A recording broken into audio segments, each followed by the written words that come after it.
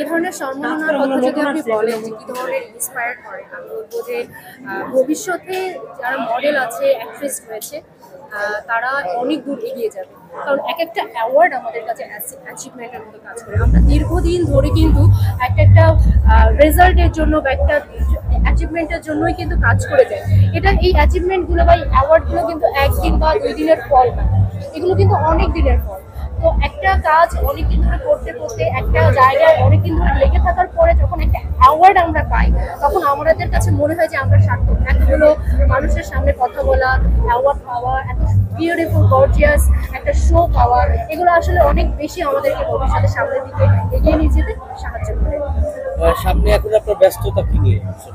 আমার এখন ব্যস্ততা হচ্ছে, আমি ব্র্যাক ইউনিভার্সিটিতে পড়ছি। আমার পড়াশোনা, সেমিস্টার, এই ফাইনাল, মিড, এইগুলো নিয়ে বিজি থাকা হয়। আর হচ্ছে জিমে আমার পড়াশোনার ফাঁকে আমি যেটা করি সেটা হচ্ছে যে আমার একটা জিম আছে, ওয়ার্কআউট, লাইফস্টাইল, ফটোশুট, পেয়ার, এগুলো নিয়ে আমি বেসিক্যালি ব্যস্ত থাকি। ঠিক আছে, থ্যাংক ইউ।